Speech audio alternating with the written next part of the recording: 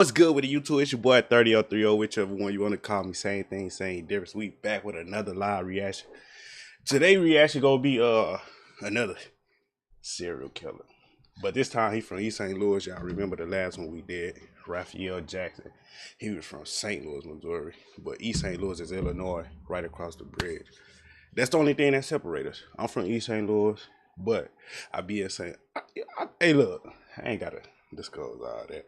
But look, make sure y'all like, comment, and subscribe for more videos, more content, and make sure y'all follow my other socials right there down below. And we finna go ahead and jump into this, man. You know, it been a couple days since I did a reaction.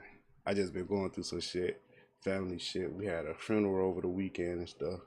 You know, just shit like that. But shit, we back locked in, man. We gotta be consistent every day. And once again, once I reach 500 subs, I will be doing a giveaway. Like, I don't know what I'm gonna do, but I'm gonna do a giveaway for sure once I reach 500 subs. So make sure y'all subscribe, like, comment, and turn me up. I'm gonna turn y'all up. And let's grow this community together. But shit, we finna go on and get into this reaction video.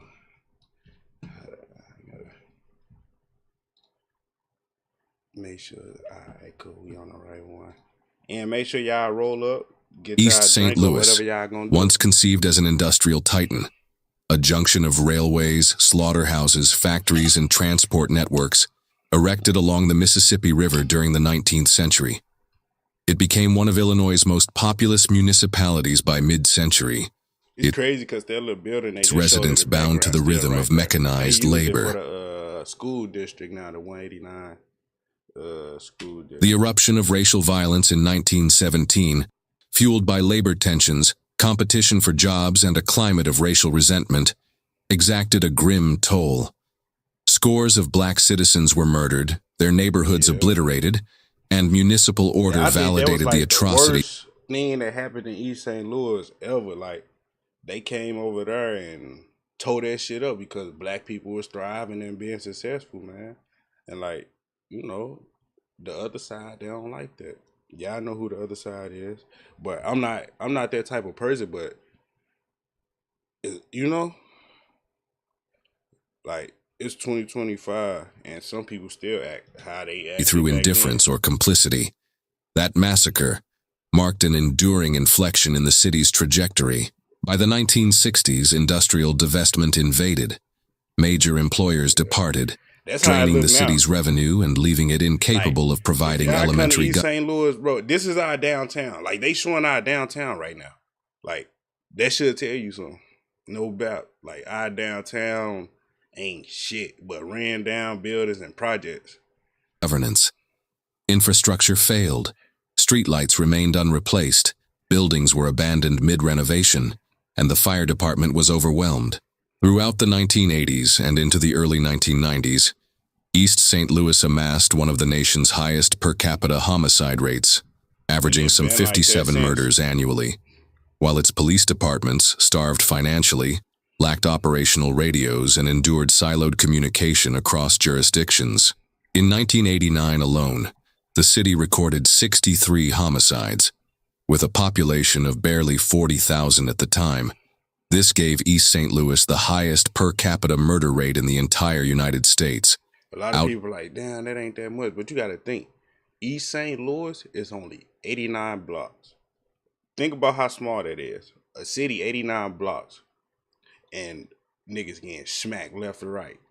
Pacing cities like New York, Los Angeles, and Chicago, where the raw number of killings was higher but dispersed across millions of residents. Exactly. Here, the concentration of bloodshed was unparalleled. Murder was not an outlier, but a statistical constant. The concentration of death in East St. Louis was staggering. Its homicide rate eclipsed not only American metropolises, but also rivaled the most violent regions of the globe. In some years, the odds of being murdered in East St. Louis were greater than in Medellin, Colombia.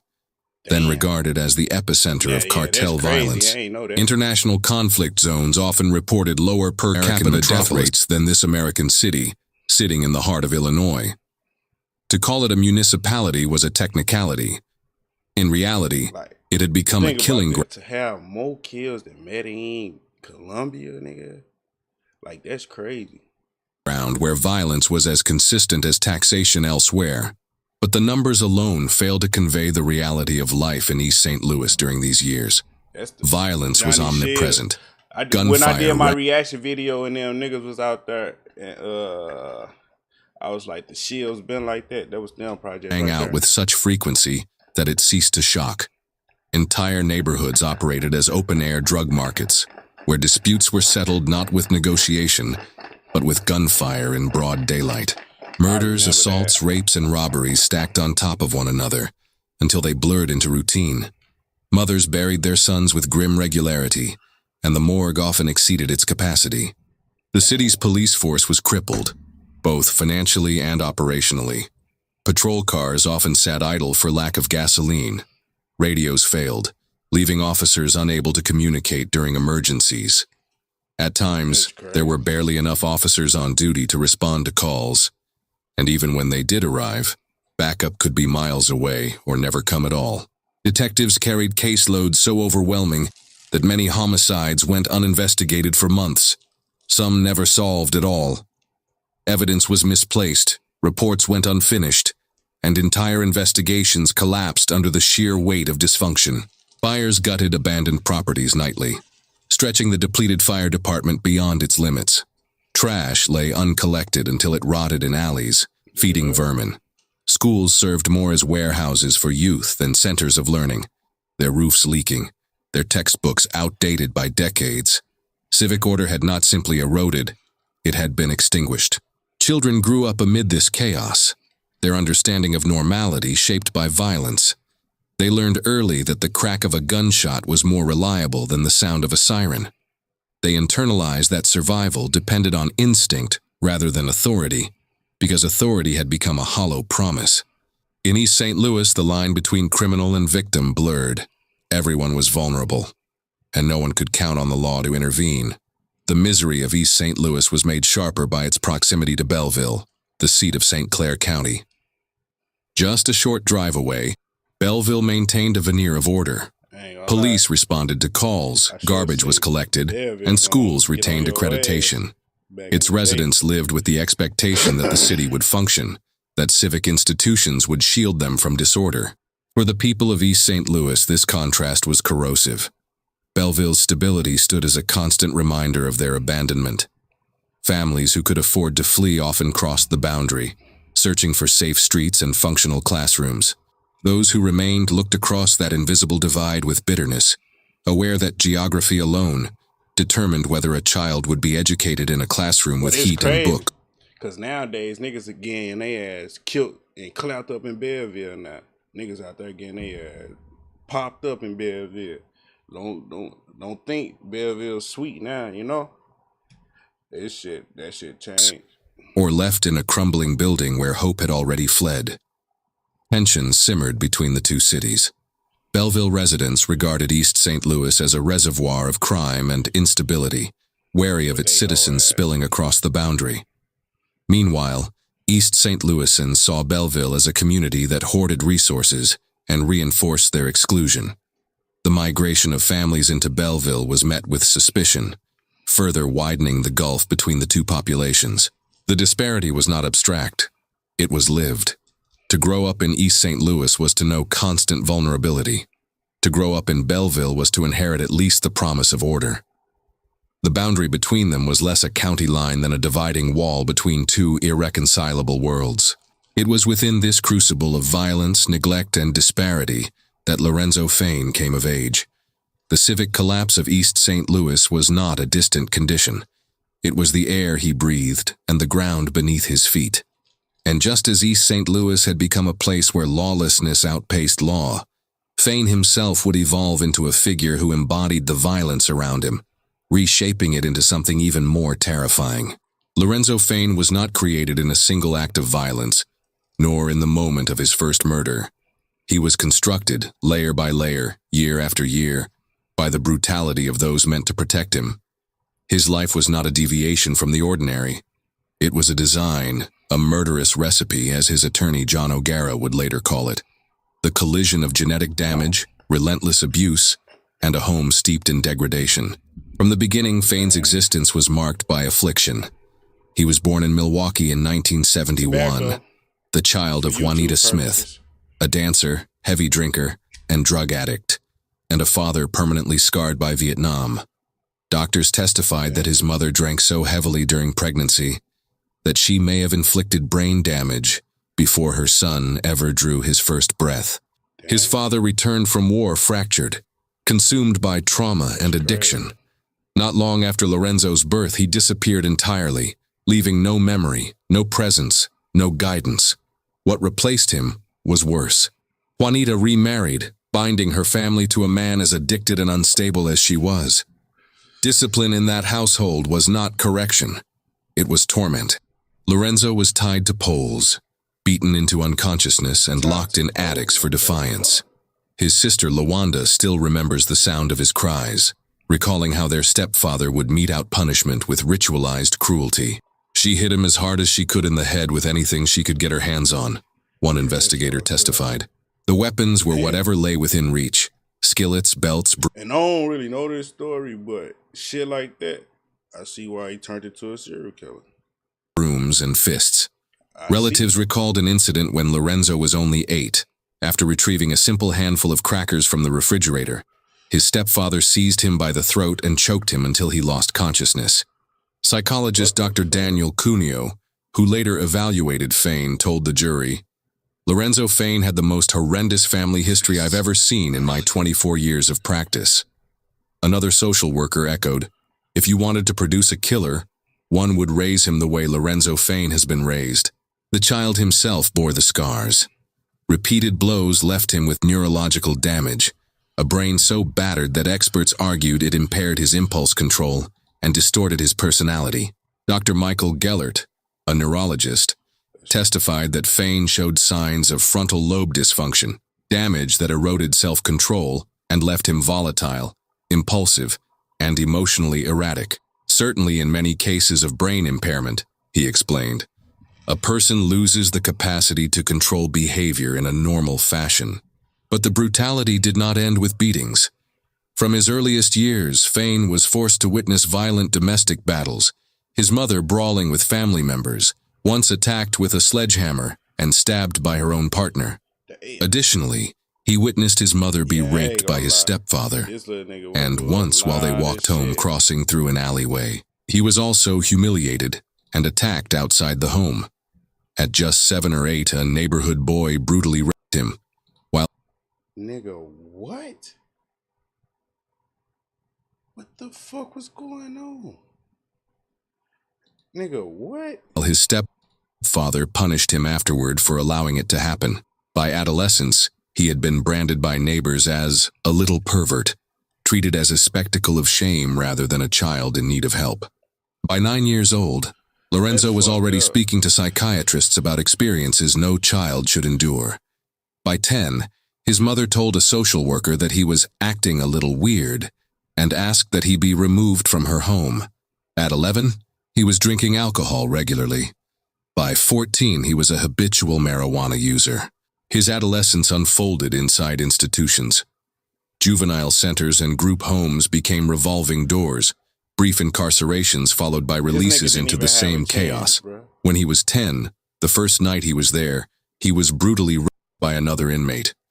At 13, frail and barely 90 pounds, he was placed in a group home where he was raped by older residents. At 14, he was raped again in another juvenile facility. What the fuck was going on back in the day? These niggas couldn't get no pum-pum? So y'all gotta rape little kids and shit? Like, what the fuck? Nah, this making the city look bad. I ain't gonna lie, folks. Like, what the fuck really going on, bro? It's making the city look real bad right now. Like, detention center, staff noted his disturbing behavior, graphic sexual comments, obsessive fixations, eruptions of violence. One incident led to his arrest for choking and assaulting another boy. The testimonies about his adolescence read like an anatomy of destruction. He was taken by an aunt to taverns, where grown women treated him as a sexual object. He was mocked by peers, ridiculed by adults, degraded by his stepfather until unconscious.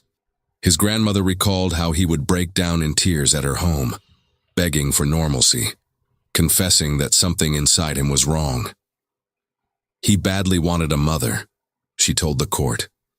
Yet even his brief sources of refuge dissolved. They didn't even try to give him the help he needed. His grandmother eventually died. His mother remarried and vanished again.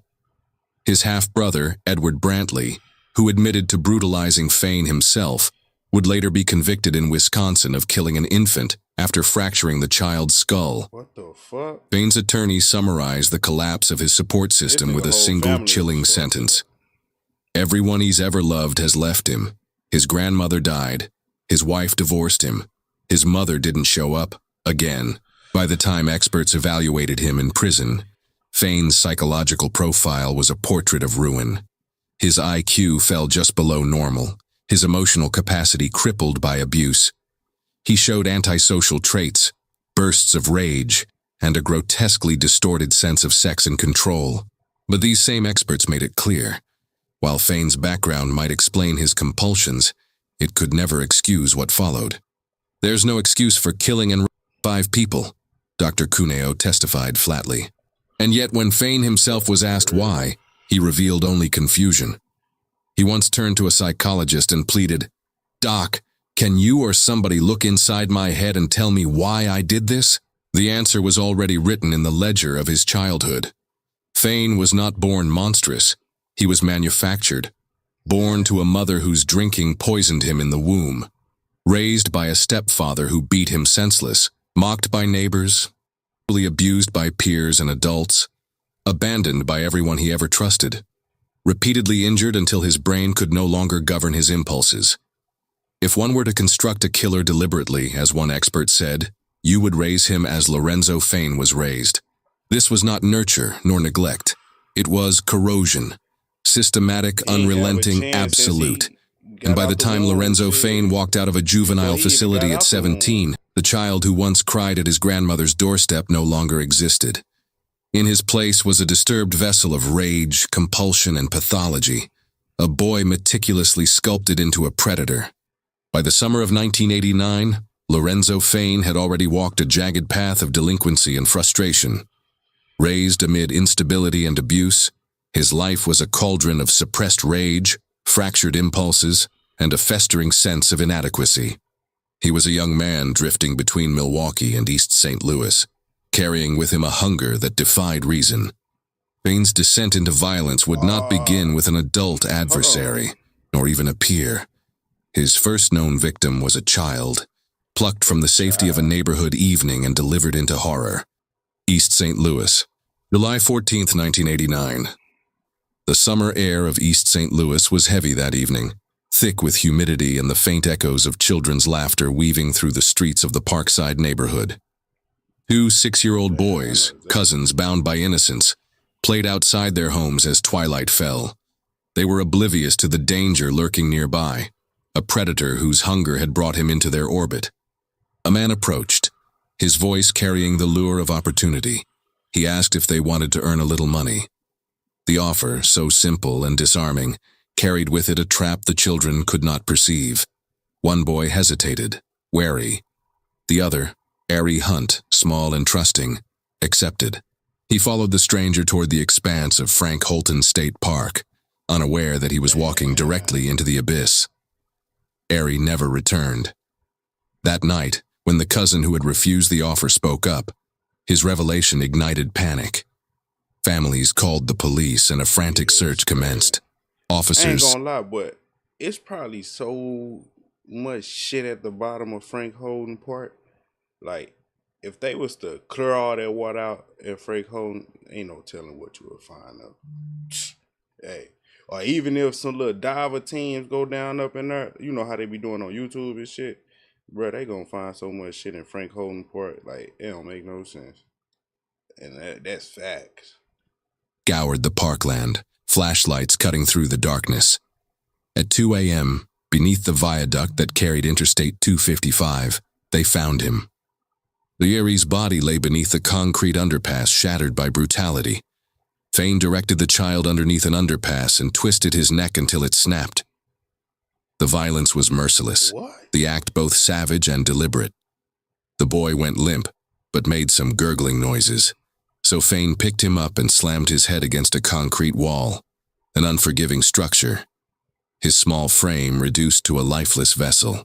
Then evil fully consumed Fayne. After the brutal killing, he desecrated Ares' small body by his corpse. When he was finished, he dragged the child into the weeds near the viaduct, abandoning him with the same disregard one might show for garbage.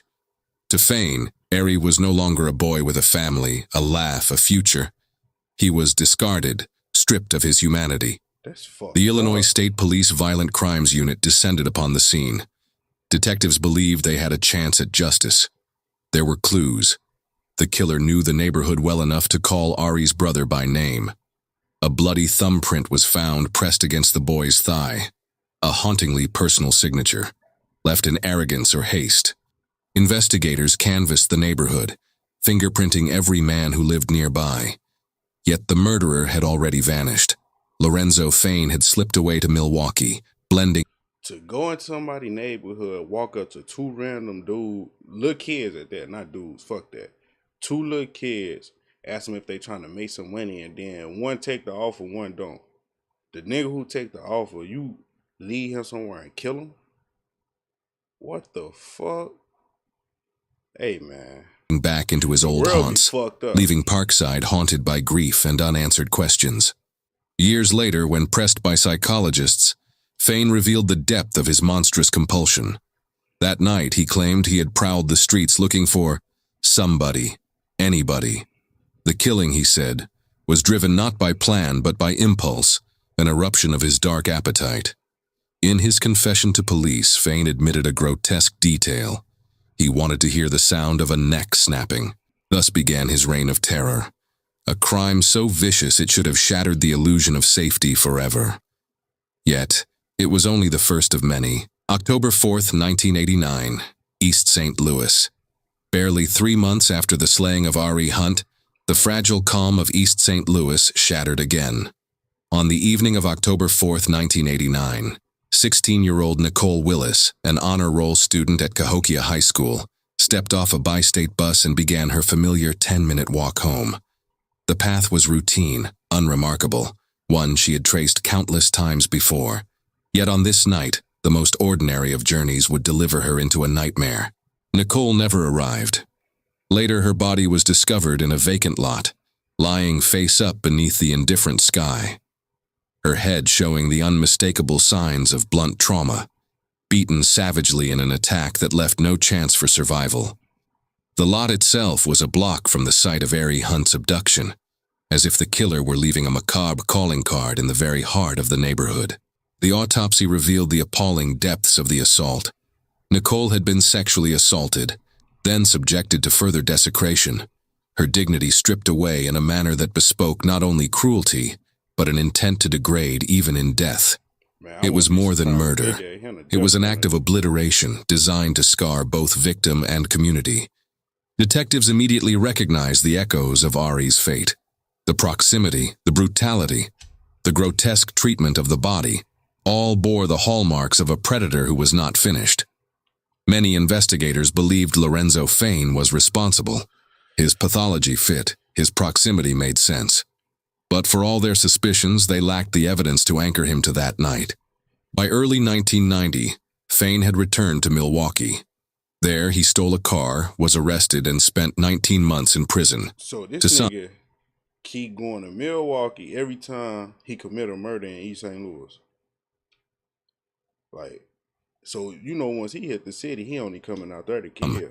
It explained the sudden lull in killings. Yet when confronted later, Fayne vehemently denied any involvement in Nicole Willis's death. He admitted to 5 murders, but in this case he drew the line, as though her death occupied a separate, shadowed space in his conscience. He was later ruled out by DNA evidence, and Nicole's murder remains a cold case to this day. Oh, damn, he ain't do For Nicole's family, the denial was meaningless. Their daughter, bright and ambitious, was gone, her life extinguished within a stone's throw of her own home. To the community, her murder was proof that the predator haunting East St. Louis was both remorseless and unrelenting. And when Fayne emerged from prison in 1992, the killings resumed, as though his imprisonment had been nothing more than an intermission in his descent into monstrosity. On March 20th, 1992, the fragile normalcy of a spring evening in East St. Louis dissolved into one of the most brutal crimes the city would ever endure. Latandra Dean, only 14 years old, was a runaway searching for stability. That night she played cards with friends, laughter and conversation disguising the danger that sat quietly among them. Lorenzo Fayne was there too, his presence unremarkable, his demeanor giving no hint of the horror he was about to unleash. Later, when Latandra returned to the home where she was staying, Fayne followed. It was an intrusion cloaked in familiarity, the kind of act that raised no alarm until it was far too late. Inside, he sat with her on the couch as music played in the background, a scene that should have been ordinary, but in Fayne's mind something malignant was stirring. When he walked to the kitchen for a drink of water, his eyes caught on a knife. He picked it up, not by accident, but with deliberate intent. What followed was an eruption of violence. Like this nigga was listening to a voice in his head or something, or whatever he thought of to do, he just did it without even thinking.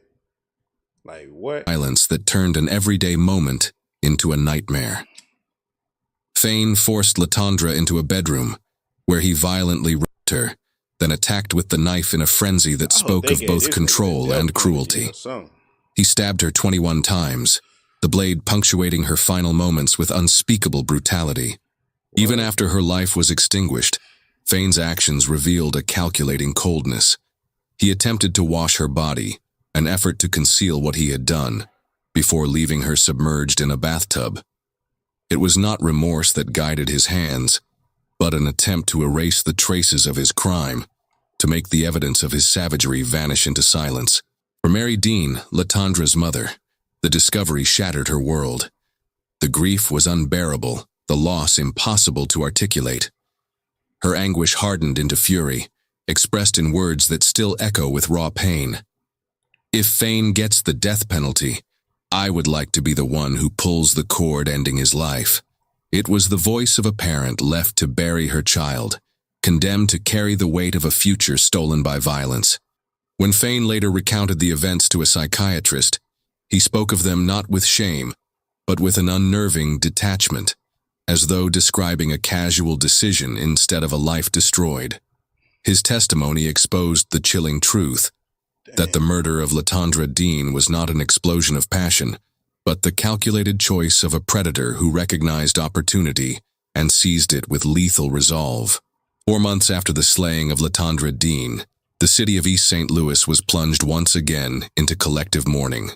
On July 20th, 1992, the fragile innocence of a child's summer day was stolen in a manner so brazen, so grotesque, that it reverberated through the very soul of the community. Fallon Flood, 9 years old, had spent her afternoon at a summer lunch program held at East St. Louis High School. When she failed to return home, her mother's instinct told her something was wrong. She went searching the halls where her daughter was last seen, driven by the gnawing dread every parent fears but prays never to face. A gym teacher conducting a search made the grim discovery. Fallon was found inside a locker room, strangled with a belt. Her body hung in silence. How the fuck this nigga get us out of fucking high school? What? A grotesque tableau that transformed an institution of learning into a mausoleum. Yeah, the details made the horror psycho. sharper. A belt twisted into a tool of death, her underwear pulled down to her ankles, her small figure left desecrated in the very place where children should have felt safest. Autopsies later revealed the child was Fallon had last been seen alive with another girl when Fayne approached them. He told Fallon to follow him, instructing the other child to leave. That single command, so easily given, so easily obeyed, marked the last living moments of Fallon's life. The crime was not just a murder, it was a violation of sacred space. To kill a child inside a school was to puncture the illusion of safety, to announce that even the most protected sanctuaries were vulnerable. The city erupted in outrage. Law enforcement, under crushing pressure, offered a $5,500 reward for information, desperate to restore public faith. Yet desperation bred catastrophe. Lorenzo Fayne, who worked as a janitor at the school, was briefly questioned but released without suspicion. Man, Instead, investigators turned their focus to Charles King, another janitor, just 17 years old, with an intellectual disability that rendered him defenseless against manipulation. His IQ was measured at 57, leaving him with the comprehension of a child. Interrogated for days, King ultimately signed a confession he could not possibly understand. In his cell, he asked guards when his coloring books would arrive, unaware that the weight of a murder charge pressed down on him. For an entire year, an innocent boy languished in jail, branded as the killer of Fallon Flood, while the true predator had already slipped away. Fayne returned to Milwaukee, free to breathe. Y'all gonna say it's him? This nigga got a fucking disability, for he don't know how to fucking rape nobody, nigga. He don't know what? Bro, police fucking dumb, bro. That shit just pissed me off, nigga. Free to walk, free to stalk new victims. Only later, when Fayne confessed, would the truth finally surface. Fallon's death had been his all along. Thus, Fallon's tragedy carried a double wound: the murder of a child and the destruction of another innocent life through wrongful prosecution. Her name became synonymous not only with innocence lost, but also with systemic failure, a lesson in how predators can flourish when fear and haste override justice. By the summer of 1993, East St. Louis was a city fraying at the seams. The streets of the Parkside neighborhood pulsed with drugs, transient figures, and the constant hum of crime. Yet many still believed that the earlier murders of children were random, isolated acts. That belief would prove fatally naive. On June 25, 1993, Fayne returned from Milwaukee and once again prowled the city. He spotted Glenda Jones, a 17-year-old girl, as she cut across an open field behind Martin Luther King Jr. High School. To her, it was a shortcut home, a familiar route across a stretch of land she had no reason to fear. To him, it was opportunity. Glenda's mother, Ernestine Slaughter, later reflected on her own tragic miscalculation. "At the time, I really didn't think about it. I didn't think somebody was targeting kids," she admitted, words weighted with unbearable hindsight. She, like many others, believed the murders had been chance encounters, never suspecting that a single predator was weaving them into a pattern. Fayne closed in as Glenda crossed the field. What unfolded was swift and merciless. He stabbed her repeatedly, each thrust extinguishing the light of a young life not yet lived to its fullness. Death did not satisfy him. After killing her, he ripped her body, leaving behind not just a body but a crime scene that revealed the depths of his cruelty. For her mother, the loss was cataclysmic. What had once been dismissed as random violence became horrifyingly personal. The predator was not some abstract figure haunting other families. He had hunted her daughter, cut her down, and scarred her memory forever. Glenda's murder marked a turning point. The facade of randomness shattered. The killings were not isolated tragedies, but deliberate acts in a calculated progression. Fayne had revealed himself as a serial predator, escalating in boldness and brutality with each victim. He moved through East St. Louis like a phantom, invisible until the devastation he left behind forced recognition. Together, the murders of Fallon Flood and Glenda Jones revealed a pattern too dark to ignore. Fayne was not a man who killed by accident or in passing fury. He selected, pursued, and destroyed. He exploited trust, vulnerability, and the fractured systems around him. In the span of 1 year, it's crazy, he claimed, because I'm from East St. Louis, I ain't never heard about this nigga. Like, this shit popped up on a YouTube page as soon as you pop up on it. I'm like, damn, we gotta react to that. Victims of 2 generations, a 9-year-old child and a 17-year-old on the cusp of adulthood. In doing so, Fayne left behind not only the ruined lives of his victims, but also a community steeped in paranoia and sorrow. Parents no longer saw schools as sanctuaries. Mothers no longer trusted that shortcuts home were safe. East St. Louis, already battered by poverty and crime, now lived under the shadow of a predator who proved that safety was an illusion. By the summer of 1993, East St. Louis was already a city suffocating under fear. The murder of Glenda Jones had left the community shaken. but the violence had not yet reached its peak. Barely a month later, on a day drenched in heat and tension, firefighters were summoned to a blaze at the home of Annette Davis. They extinguished the flames only to uncover something far more harrowing than fire damage. Inside lay the body of Annette's 17-year-old daughter, But Faith. then it's crazy because it's like, to know that my mama was in East St. Louis around this time. She was probably like 12 around this time or some shit. So it's like, Davis. She had been stabbed to death. The fire, investigators soon discovered, was no accident. I could have never. It had been there, set deliberately, a cruel attempt to reduce evidence to ash. Yet the perpetrator's effort to erase his crime only left behind more clues. Detectives combed the scene meticulously. Behind the Davis home, they noticed a dark, glistening trail that stretched into the night. Blood droplets marked a path like breadcrumbs leading to another house, the residence of Fayne, aunt of the man whose name was already whispered among investigators, Lorenzo Fayne. Lee told officers her nephew had injured his hand and gone to St. Mary's Hospital in East St. Louis for treatment. Yet when police checked the hospital records, no one named Fayne had been admitted. Instead, paramedics revealed they had transported a young man who identified himself as Adam Smith, claiming he had cut his hand on a broken mirror. The deception unraveled quickly. Adam Smith was the name of a neighborhood youth who, as it turned out, was locked in juvenile detention at the time. Fayne had cloaked himself in the stolen identity, but the mask slipped. By that very day, police arrested him at his grandmother's home. When confronted, Fayne constructed a cold narrative of Faith's final moments. He admitted he had been burglarizing the Davis residence, passing stolen items out of the window to two accomplices waiting outside. Faith, armed with a knife, had attempted to defend her home. In the struggle, Fayne's hand was cut as he wrestled the blade away from her. He then used it against her, stabbing her repeatedly in a violent storm that left her broken on the floor. He stepped outside afterward, bloodied and breathless, and told his companions what had occurred. Overcome by fear, they fled into the night. But Fayne did not run. Instead, he returned inside, alone with the silence and the corpse of his victim. What followed revealed the full scope of his depravity.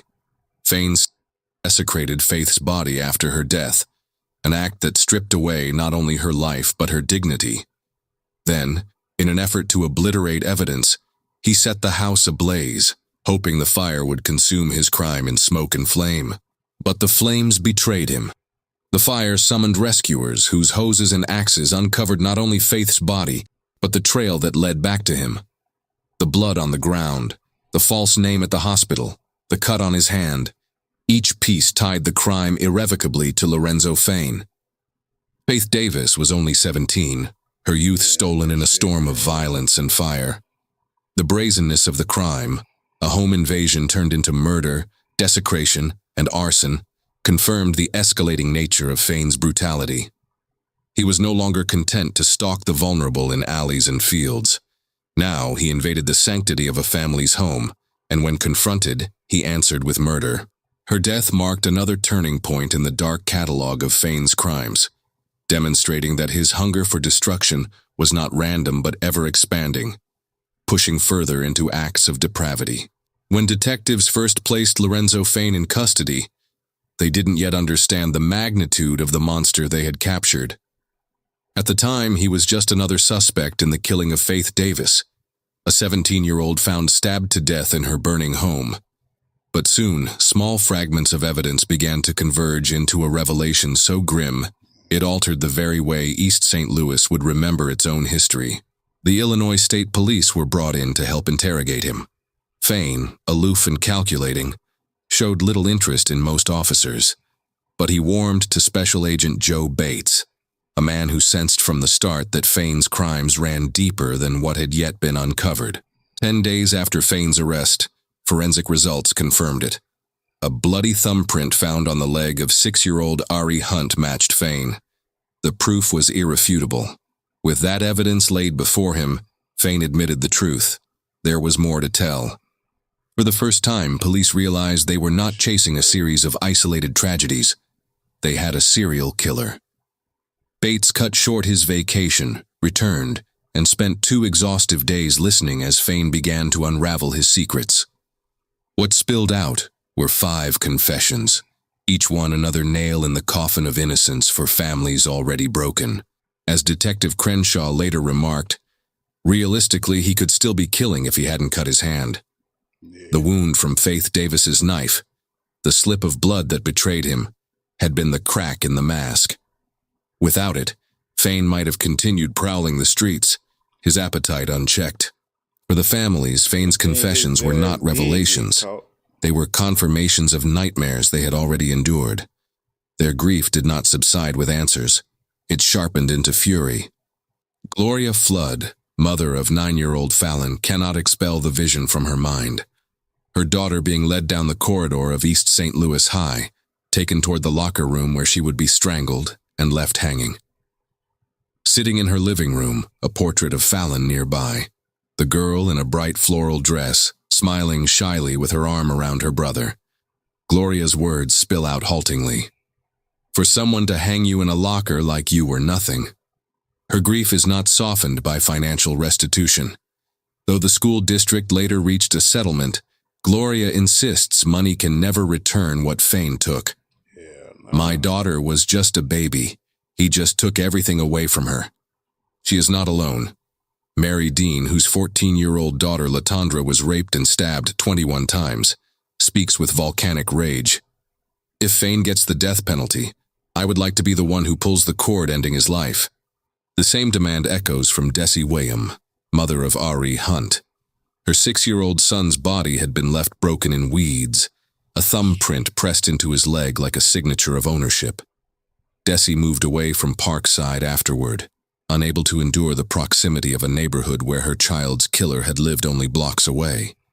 When I would go places and see people, I would wonder if they had done it. Her trust in humanity had dissolved into suspicion. She packed away nearly every photograph of her boy, unable to face them, leaving only one above her bed. Twice each year she travels to Jefferson Barracks National Cemetery, where his small headstone sits among rows of others claimed by war. Though Ari's battle had been nothing but survival in a city that could not protect him. At Fayne's trial, Dessie sat through the reading of his confession.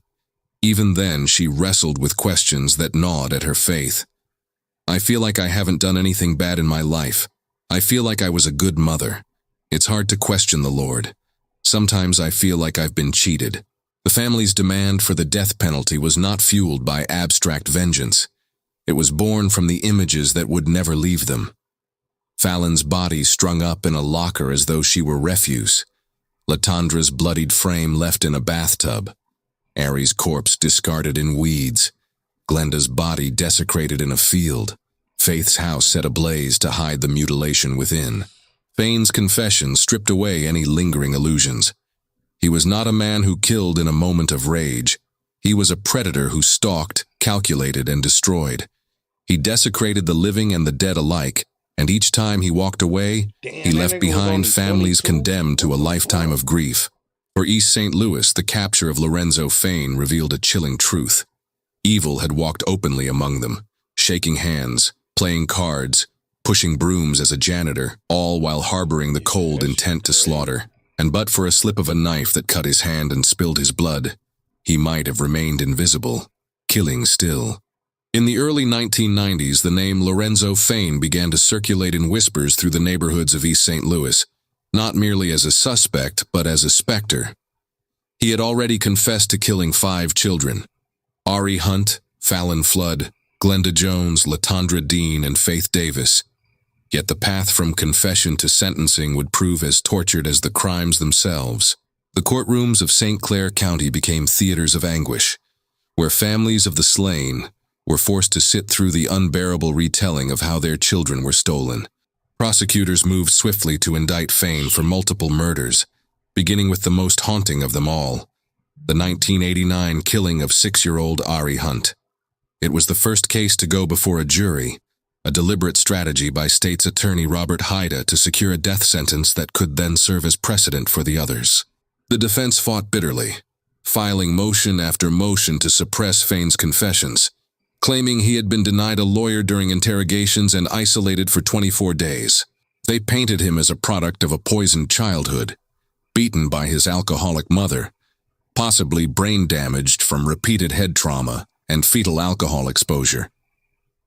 Court psychologist Daniel Cuneo testified that even though he went through all that and had a fucked up upbringing, it's like, come on now, bro. You just gonna kill? Like, everybody had a fucked up upbringing and got beaten. Not everybody, but it's some people, they ain't just turned to fucking killing. Like, that shit crazy. Fayne's mind had been compromised from the beginning. He's had a repeated history of head trauma. He was choked until unconscious. He may have been born with fetal alcohol syndrome. Yet prosecutors dismiss this as a smokescreen, a desperate attempt to shield a man they described as a sadist who preyed on children and violated their bodies even after death. The first trial opened in July 1994, and it was Ari Hunt's mother, Desi Wiggum, who bore the brunt of its cruelty. She sat in the courtroom, forced to endure testimony that her son had been sodomized, his head crushed against a concrete wall, his small body discarded in weeds at Frank Holton State Park. She flinched as Fayne's own confession was read aloud. He had killed Ari because he wanted to hear the sound of a child's neck snapping. Wiggum later told reporters, "Everybody who knew Ari just fell in love." But the words could not blunt the imagery of what Fayne had done. After days of testimony, the jury returned with its verdict. Fayne was found guilty of first-degree murder in the killing of Ari Hunt. But when the time came to decide his punishment, the panel fractured. 11 jurors voted for death, 1 refused. The deadlock meant Fayne escaped execution. The families looked on in disbelief as the opportunity for capital punishment evaporated with a single dissenting voice. Judge James K. Donovan delivered the sentence on August 30th, 1994. Staring at Fayne, he declared, "This case was the most chilling I have ever dealt with. The violence perpetrated on that little boy, perhaps after he was dead, shows what this man is capable of is beyond the imagination of anybody in this courtroom." Then he passed down life without parole. "It means, Mr. Fayne, that you will die in the penitentiary." In court, Fayne offered a hollow apology. "Sorry is all I can say. I can't bring him back." But the words rang empty to the families who sat stone-faced, clutching photographs of the children whose lives he had obliterated. By 2001, after years of litigation and appeals, Fayne stood once more before a judge and entered a plea. He pleaded guilty to 4 murders: Latandra Dean, Fallon Flood, Glenda Jones, and Faith Davis, sparing families additional trials, but ensuring that he would never again see freedom. In exchange for the plea, prosecutors abandoned multiple death penalty hearings and consolidated sentencing. Fayne was sentenced to additional life terms, stacked upon his first, each one a permanent wall sealing him inside the penitentiary. When the final gavel fell, Fayne had avoided execution, but only barely.